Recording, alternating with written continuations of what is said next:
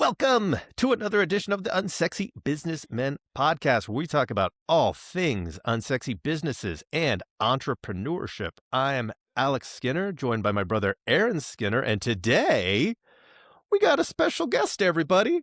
From Big Red Jelly himself, we have Ben Weber, the head of partnerships over at Big Red Jelly. And you know what Big Red Jelly does, everybody? They do brand, they build, and they grow your business to limitless possibilities. And real quick fun fact, Ben, I used to work at 97th Floor, who was a partner with Big Red Jelly back in the day, and I worked on some of the brands that you guys brought over to us. So it's great to have you here. Did you work on that partnership with 97th Floor? Yeah. Was one of the original ones that really helped us grow. Was partnering with Trent Mortensen way back in the day, and it was fantastic to send over our brands to them, and then vice versa, work on some of their projects, help them get aligned with the branding. So it was sweet. Yeah, I know that we appreciated it, and I want to get a little bit into the Big Red Jelly side of things, especially because, as you mentioned before we hopped on right now, you were one of the original founding members of the agency. And what I'm most interested in is, one, how did that come to be? How all three of you got together, and then how you went from because I know that it's gone through a lot of iterations, how it started to what it is today. And keep your answer under 30 minutes. I could go on for days. Right. Well, how we all got together was pretty simple. We were brothers. We all grew up together, and keep it in the family. So Josh is, the head honcho, the CEO, the original founder of the idea, came to Zach and I and said, "Hey, I want to do a creative agency. I want to put out some effective and efficient marketing for small businesses, for businesses around the country." And we loved it. Zach and I were in college at the time, and we're like, "Hey, this is a cool opportunity to gain some real world experience." And we started off, just kind of doing everything. A big thing, inside joke here, is we started off doing interactive PDFs for people. And we started doing interactive PDFs, do some videos, do some social media work, just anything that we could do to bring some money in, just to gain that experience. And then slowly we started to realize, hey, there's a gap for a lot of small businesses, mid-market businesses, when it comes to really aligning their brand with their target audience. And so, a lot of people, when they think of brand, it's just logo, you're good, you got your logo, your colors, go ahead and face out into the world. But we really wanted to be intentional and efficient when it came to, hey, what is your business? How is it solving a major pain point for your audience? And how are you going to communicate that effectively so that you can grow your business in the right direction? And so that's what we've been working on and have worked on for the last 8-9 years, is really refining out that process of, okay, let's figure out your target audience. How are you going to communicate to them, representing that effectively on your website, and helping you grow from there. What were you going to school for? International relations. Okay, so like not marketing, right? No. What jobs did you have before this? Or did you do anything? Like any sort of jobs? Nothing. He was BYU lazy Ben is what they called him. Is that what it was? Yeah. My first major job was the first major job was BYU continuing education. I was one of the guys in there just plugging numbers into a computer, into a spreadsheet. Okay. And then was it ever in your mind that you wanted to be like an entrepreneur or start your own business or anything like that? Yeah, it was always in the mind, to do something that I wake up passionate about. And Sure. I didn't realize that I was passionate about marketing until I actually started doing marketing and branding stuff. So I started to cut you off. I just want to point this out. You got into something like an industry that you knew nothing about. This is for all entrepreneurs out there. Yep. You got into an industry you had zero experience in, and were able to grow a very successful business. For all the entrepreneurs who are starting out there, maybe you're in college, maybe you're 50 years old, what were the steps that you took personally in that business to make it successful? Like from not knowing anything about marketing to being a super successful company. Yeah, a few things. number one, and one thing that really stuck out to me, Mark Beeching, if you've heard of him, he was the founder of Digitas, one of the largest digital agencies that came about. A character on Mad Men is based off of him.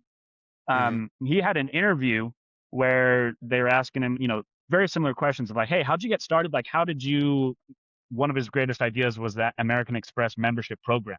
He was the one that was a part of that initial thing. And obviously that's a huge part of the business now. Yeah.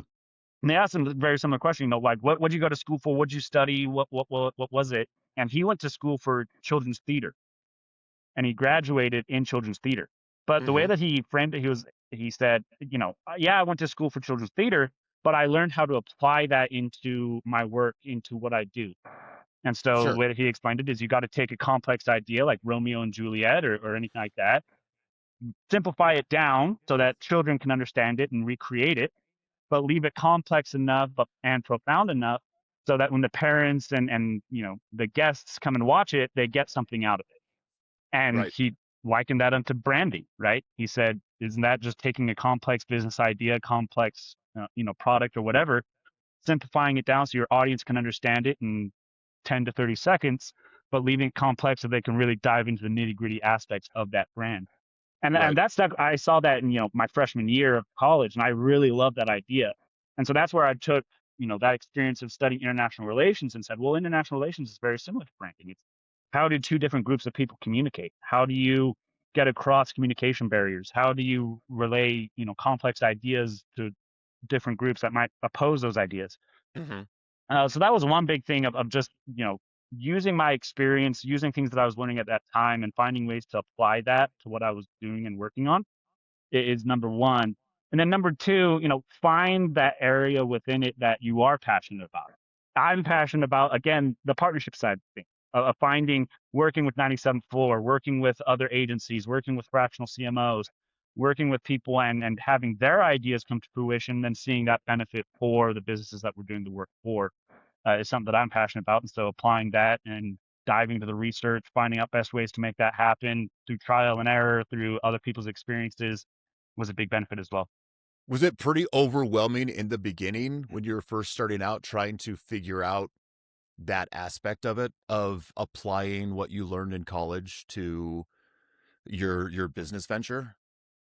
Yeah, very hard. Because how does international relations apply to interactive Right. PBS, right? Yeah, exactly. Yeah. How do you make that work? Probably better than children's plays. Exactly. Probably. But yeah, it was very challenging, especially being in college and interacting with, the likes of 97th Floor and big partners and big, projects. It's like, I'm just a college dude. So what kind of value can I bring? And so that's where we really doubled down on, all right, let's get really good at our process. So if anything else, we're just efficient at the work that we do. And then the experience, the strategy, all that sort of stuff will come along. If we're just, hey, we know that we have to do A, B, and C. Let's get really good, really efficient at doing A, B, and C. Then we'll be able to outgrow, not that you ever outgrow imposter syndrome or anything like that, but outgrow some of those worries. Which we still are. So.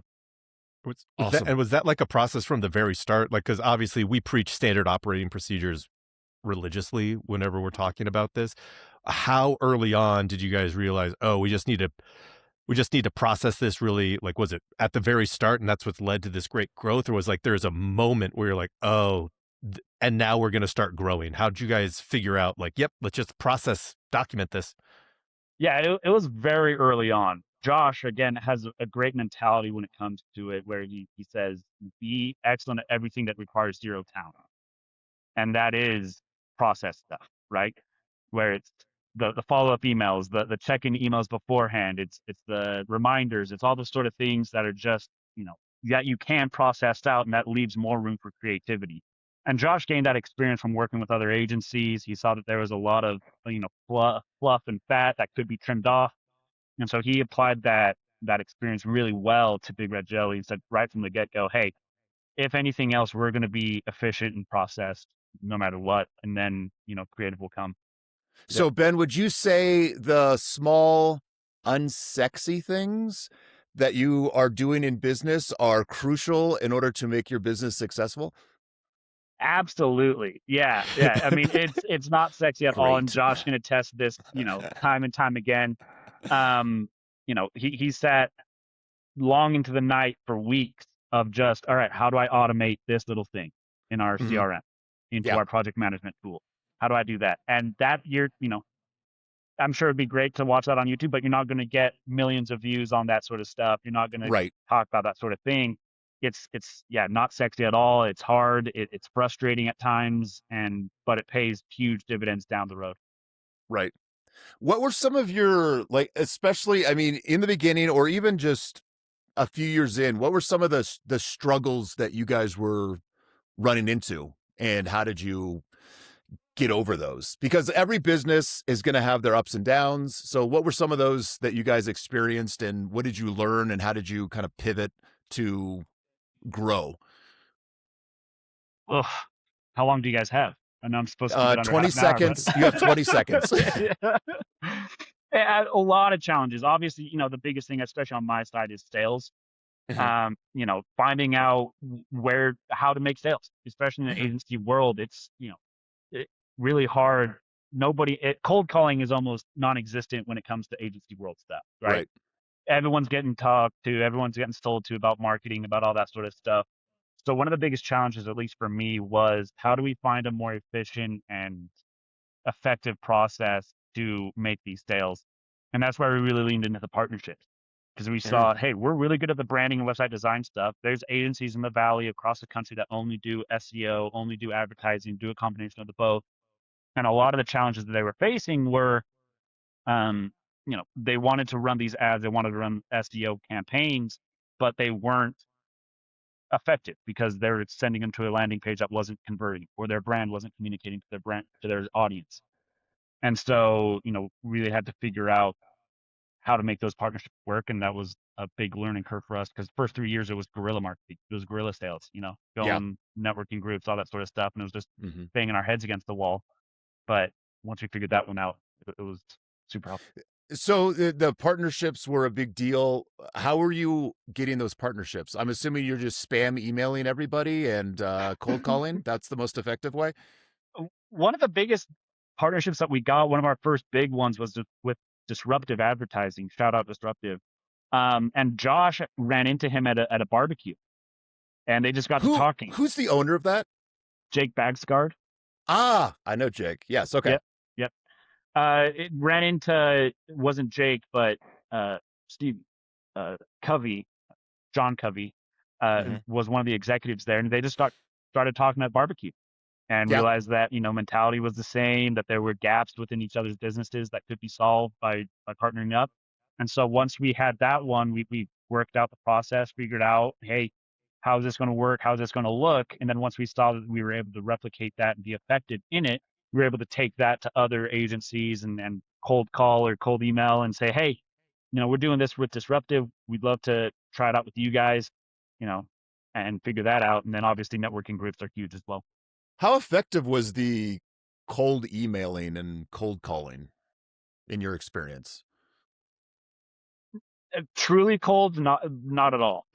Yeah. It's Right. it's a challenge, especially the messaging is always so rough, as Yeah. especially in Well, the agency world. they're probably getting a bunch of calls like that are, not LinkedIn legitimate all the InMail. time. Yeah, I Yes, mean, exactly. you get them on Exactly. LinkedIn all the time. They're like, hey, we're Yep. an outsourced web design agency. Right. Send them to us, all that sort of stuff. So trying to filter through that was hard. But once you had a good case study, once you had people that they knew already that you're working with, so you could name drop or reference Right. them, or as you're at networking events, that person, so you go up to them, talk to them, set something up. Like I met Trent at a networking group, and we just had a conversation and said, hey, we're doing this Disruptive. We'd love to do it with 97th Floor, and that's how it got started. Gotcha. Cool. Yeah. What's like have you run into any issues like with partnerships? I imagine that they're not 10 for 10, 100 for 100. Like, how do you go about having those types of conversations? Like, have you ever had to, like, you don't have to give specific examples. Have you ever had to like break a partnership? You're like, oh, this is like bad for us. Like, how do you guys deal with that? Yeah, yeah. Early on, we were willing to take any work that was given to us, and so a big Right. part of that was, strategists or agencies that would white label us. And one of the biggest benefits we have is our process. But when it came to white labeling, that was our biggest detriment, was our process was not working well with the white labeling, because that middle person, so much was getting lost in, in the sauce and translation and all that sort of stuff. So we've had to cut a few things off as part of the learning curve, especially when it comes to white labeling. We really steer away from that now, just because we've had a few too many bad experiences with that. Gotcha. Nice. Like what's, digital marketing is constantly changing. One nice thing about branding is essentially storytelling never goes away. We've been storytelling for forever. What's most exciting for you guys over at Big Red Jelly, like heading into the future? Like what are you guys like, this is the thing? Honestly, this might be contrary to a lot of agencies and what they think. I know a lot of agencies are afraid of AI coming in and replacing search and, a lot of the services that they offer. But here at Big Red Jelly, we're really excited about it, because AI is only helping companies connect with their target audience in a more direct way. And so if you're really putting out content that's helpful, if you're putting out messaging that is resonating with the pain points and the motivations and the different variations of that with your audience, you're just going to see a huge explosion of success when it comes to AI marketing, AI search, all that sort of stuff.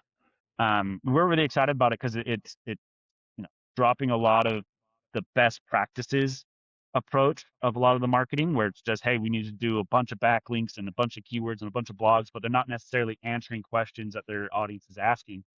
And so we're really really excited about working with these companies and aligning that with the audience and seeing the success from that. How has like the AI revolution, if we want to call it that, aligned with what you guys were already doing? It seems perfect. It seems like a perfectly aligned with you guys, but I'm curious if that's how you felt. Yeah, it feels really good to be where we are with the AI. Like I mentioned, it's just helping them get connected with their audience better. The biggest change, though, is the depth that we go in terms of the audience research. Because if we're thinking about a certain e-commerce shop, right, that sells, I don't know, socks, right? They sell a special kind of socks. There's going to be specific decision-making paradigms that their audience has on as to why they're going to buy that stock rather than a different competitor. It might be for comfort, it might be for style, it might be for something else. And so it no longer can you just have an overarching brand message and hope that that resonates with everyone within your audience. You've got to start to really dive into the research, really dive into those different decision-making paradigms and understand what are the differences between these, what kind of questions, what kind of pains are the style stock searchers having rather than the functionality or the comfort or the everything like that. And so that's just one of the challenges that we've seen with AI in terms of what we do, is the breadth and depth of the audience research we have to take. Are there aspects of AI that you hate? Yeah. The end. In particular, and how it impacts your business too. Like, exactly. I'm sure there's like, oh, I hate this type of content that's being created, but like things that you hate for like Big Red Jelly. Or that you see like competition, you're like, I can't believe these people are trying to just use AI for that. Yeah, I again, because we're in the creative space, I hate it when clients or competitors use AI for creative things. I had a conversation with a financial advising company, and they used AI to create their logo. And they said, hey, we think it's pretty good, right? Like, it looks awesome. And you could just see, it was free, it drafted it up.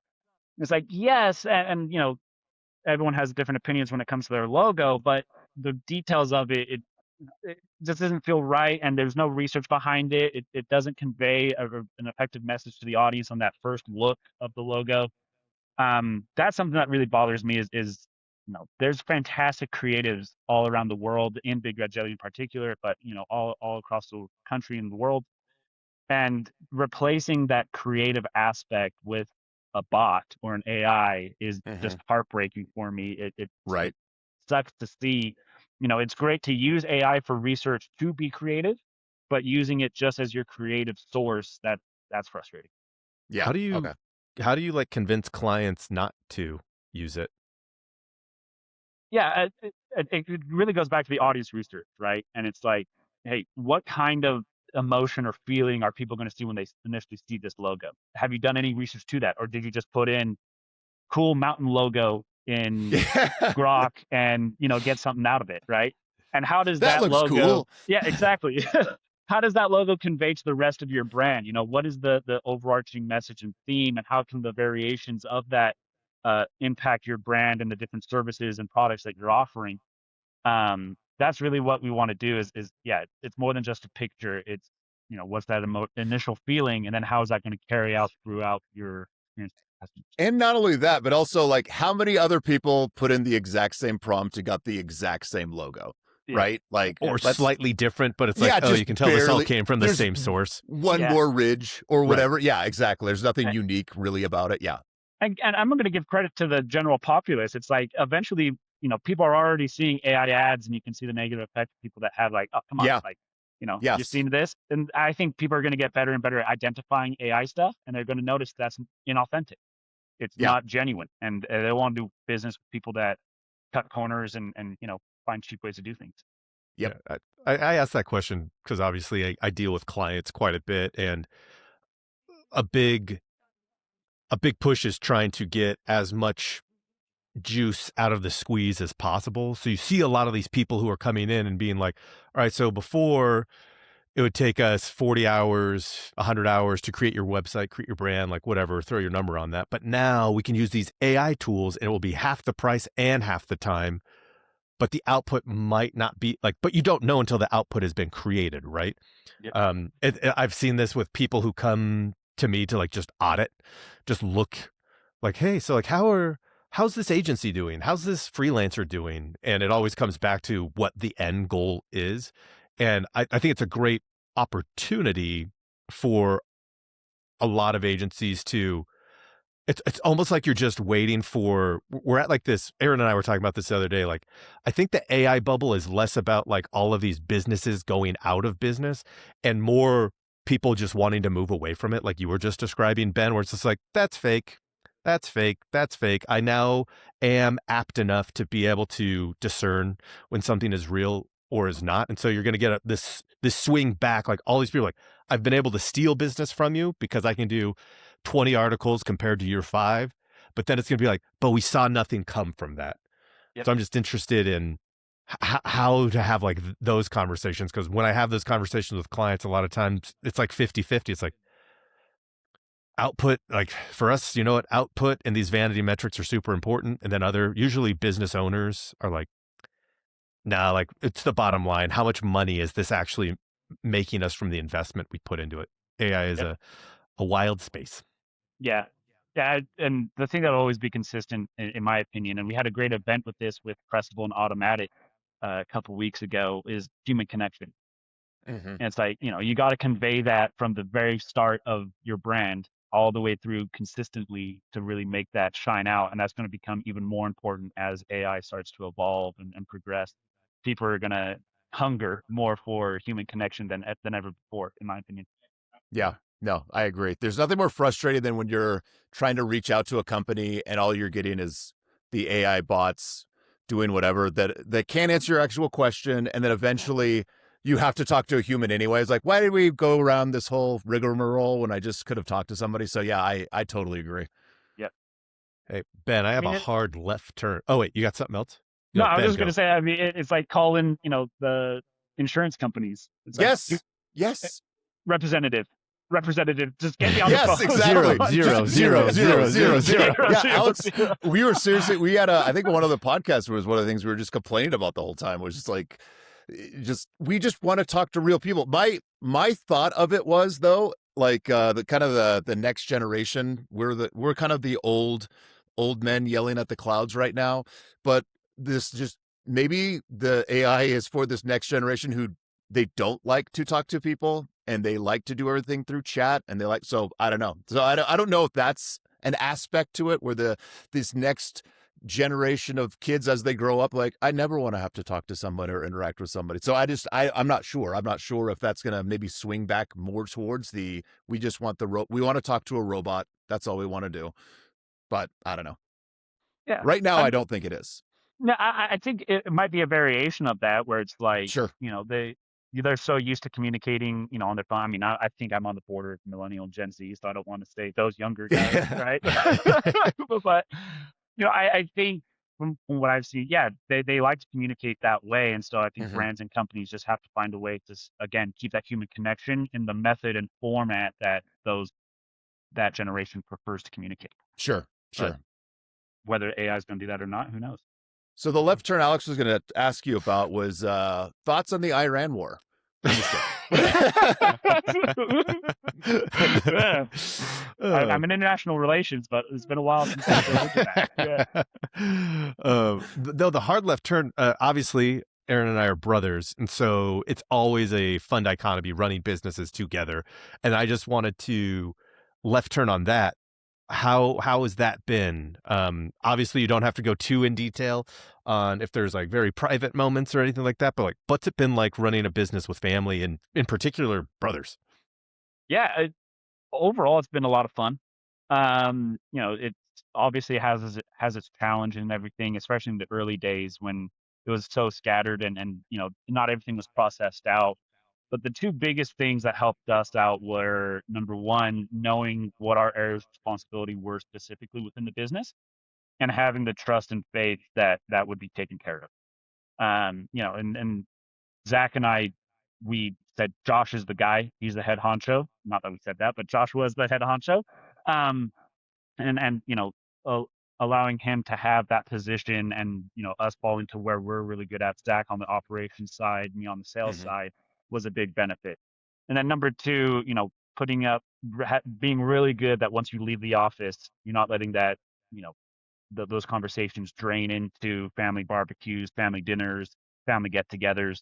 You can still talk about some things, but not letting that dominate what your relationship is outside of work, so that it isn't just work, work, work. It's, hey, we still have this familial relationship, but we can go and grind when we need to. Yeah. Work hard, play hard. I mean, obviously it's gone really well for you guys. You guys are killing it, winning all these awards. Congratulations on, I think it was best workplace, for like, I don't know how many years in a row. I feel like I've seen it for like 5 or 6 years in a row, but maybe it's less than that, but it's been a few years in a row. So congratulations on that. Like, Thank you. uh, how is it really that simple? Like what you just described there, because there's a lot of people, we get these questions a lot, like, is it worth working with your friends or family, and like how to go about it? Is it really as simple as those two things? Know your responsibilities and keep it out of your private conversations as much as possible? Or like, do you feel like there's other things that have helped let Big Red Jelly grow with this familial relation? Yeah, I mean, it's never that simple. Um, and a big thing as well is, as problems arise and everything, you have to be good. The straw man approach, or something like that. Like, you know, my approach when I go and meet internally with Josh is, hey, I am employee now. And having to, Gotcha. dissect that so that the criticisms come as, you know, peer to peer rather than brother to brother, and so I don't Mhm. take that personally, right? And that's a hard thing to do. It's not easy. It's a continual work in progress, but that is, a challenge. But a big benefit of that is, I think the environment that we've created here is very familial. It's very, fun to work. There's lots of jokes. People are communicating really well together. But when it comes time to actually have those hard conversations, switching that on and off is a bit of a challenge. And not avoiding the hard conversations, right? Like Yeah, just getting right to it. Yeah. yeah, yeah. Yeah.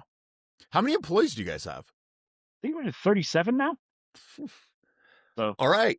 How do you manage that? That's something we get all the time as well, is employee issues. Like that's a very broad question. How do you handle 37? But just like, is it just almost the same thing where you have all your SOPs in place, and you this is how you deal with problems that come up, or if someone's getting in trouble and you have like your process of, if you got to let somebody go, this is the whole thing. Like, how do you guys deal with that and still be one of the best places to work? yeah, I think having clear expectations up front, Mhm. even in the interview process, is super Sure. helpful. Saying, hey, this role, here's the expectations of what month 1, month 2, month 3 looks like. And then by month 4, you're rocking and rolling, and here's what that looks like on a recurring basis. Especially in a creative field, it's like, Mm-hmm. how can you have KPIs? How can you have expectations tied to creativity, right? Or, things like Right. that. And so, Yeah. again, that ties back to that unsexy part of it, where it's the process, where it's, hey, where can we process out? Where can we have KPIs in terms of timelines, in terms of deliverables, in terms of these sorts of things? And how can we communicate that on as early as possible, so that we can hit those? That's a big part of it. And then number 2, again, with creatives, big egos, big things. And so allowing enough space for them to have that creativity and that ego Yeah. be beneficial, but also having a rigid process so that, again, we are really good at the things that require zero talent. And that just relieves a lot of stress from them, because a lot of the emails, a lot of the things that are nuisances to creatives are processed out. So it's almost a second thought rather than oh, I have to go send that email at 8 p.m. And so their lives Mm-hmm. become a lot easier, and they can focus more on the fun things of life. Are you constantly hiring or like have people in the pipeline for, or how do you guys manage that as you're growing so quickly? How do you manage the employees and making sure you have the right amount of people to take care of all the new customers that are coming in while still taking care of your old customers? Yeah, I mean, the agency industry, you guys know this, it's churn ridden. Agencies go through employees like there's no tomorrow, right? And a lot of the times it's out of your control. It's, Yeah. they do such a great job, they get poached by clients. They do such a great job that somebody saw them and come in and grabs them. So there's always a continual, you know, not rotating door, but Churn. yeah, Yeah. focus on bringing in talent. And so number 1 is, representing Big Red Jelly is one of the best places to work. So that we always have that interest of people that want to come and work that, and having that strong brand presence within the Valley, so that people, when a position opens up, we get flooded with applications. Number 2, we're right next to BYU. We're 3-minute drive from the campus. And UVU, we're a 5-minute drive from them. So having a nice, healthy inflow of interns, of people that are passionate about creative work, of the work that we do, is really helpful. And then working with, if you know Daryl Klingeman, shout out Daryl, with Hire Day. He has some great resources in terms of, temp work, fractional work, so that if we do need an influx of work, he's got a fantastic resource for us to go and tap into. Is your internship program pretty robust? Do you have 5 interns at any given time? And then the nice thing about that is you can see who's awesome and be Yep. like, we don't want that person to leave, kind of a thing. Yeah. Or how do you guys do that? Yeah. Right now we don't have any interns, which Oh, is a concern, but hey, we're just put in your between. application in. Yeah, we're just in between, because we like to do it in phases so that they have an intern class to come in with. Sure. And they can work with it. But yeah, it's very robust. We like to keep a healthy stream of interns coming in on a regular basis. And really cool thing about our internships is they get hands-on experience with clients. It's because oftentimes, we get influxes of clients and everything like that. So they'll actually join the calls, they'll actually be a part of the work, they'll be a part of the discussions. So it's a lot more engaging than the usual, hey, go put some numbers into a spreadsheet, or, Yeah. go Go get some grab lunch. coffee or something. Yeah. Exactly. Yeah. Yep. Weird question, because I've sometimes wondered if that's like one of those LinkedIn-isms, where somebody like says a thing like, do you know of like marketing internships where like getting coffee is a thing? You don't have to say anything specifically. I've worked at crappy internships, but I've never had one where it's like, you're going to get laundry, or like, you know what I mean? Yeah. No, I don't know of one specific one, but I do know of, marketing internships where it is, keyword research, Right. Yeah. where you're just Yes. copying and pasting keywords and the volumes and the You difficulties. never get and to talk to the client. never actually understand On. why you're doing that keyword research. All you know is you have to go look up, stocks, to use that example again, and variations of stocks and what people are searching in core stocks, but you don't actually understand why the audience needs that, what the purpose is behind that, where the alignment is. So I think that's a fun thing about our internship. They actually understand the why behind what. Okay, so then what makes what makes your company the good place to work? I mean, besides like, we have the clear expectations, thing like that, but like what is setting you apart from the competition where people want to come work for you? Like, how are you, I'm gonna assume you're gonna say the environment, but what are you doing to create that environment? Yeah, the biggest thing is the clients that we work for and work with. Oh, okay. Um, it's really, again, the process, the environment is great, and we're really efficient when it comes to our work. And what that allows us to do is have our creatives work on various types of projects. And the creatives that we've been working with, they love that challenge, right? Because they can apply, again, going back to the, what you study in college, they can Yeah. apply what they learned for an e-commerce shop and the aspects of that to another company type or another industry. And so I think they really love that challenge of working with a diverse group of clients that have different challenges, different issues. And so each day, each new client is something different, is something unique. Mhm. And so that keeps them on their toes. That keeps them continually learning and progressing as an individual rather than just sitting down and doing the same thing for a financial company time and time again. And then after 2 years, it's like, okay, I haven't really grown. I haven't really progressed because I'm doing the same thing every day. Gotcha. It helps the fact that you are a branding creative agency that allows for that too. Because Yeah. when you're doing SEO, it's like, all right, another content brief, another article, another article, another article. So that's Yep. smart. And like, and the irony being like, brand is the most important thing.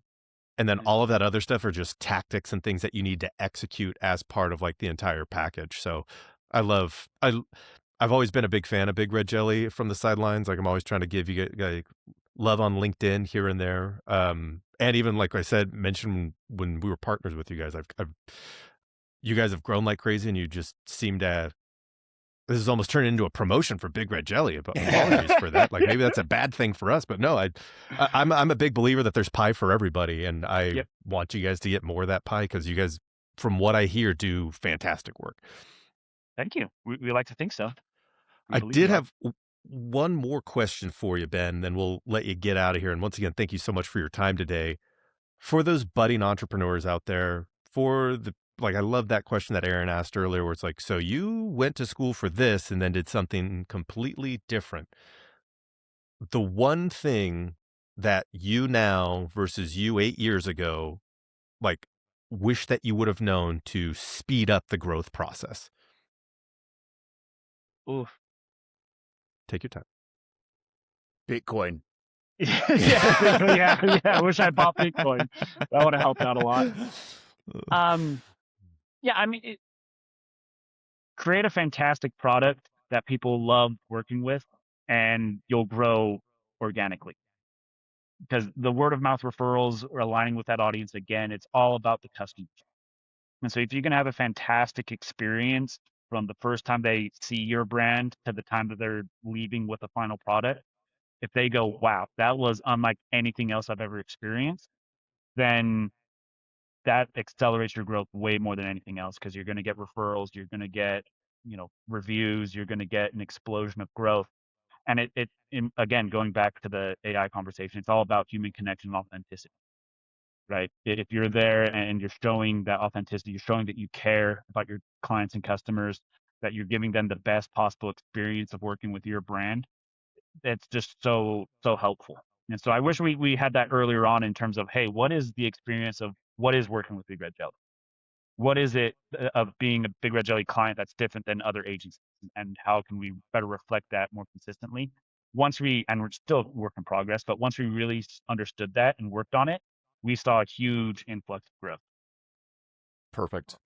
Yeah, that's honestly one of the things Alex and I talk about. Is there's nothing better for business than crappy competition that aren't doing like the little things, like even like just responding to emails quickly or calls quickly. There's little things. Is something that Alex and I preach all the time. Is just be really good at communicating, really Yep. good at communicating, and over delivering on everything that you say.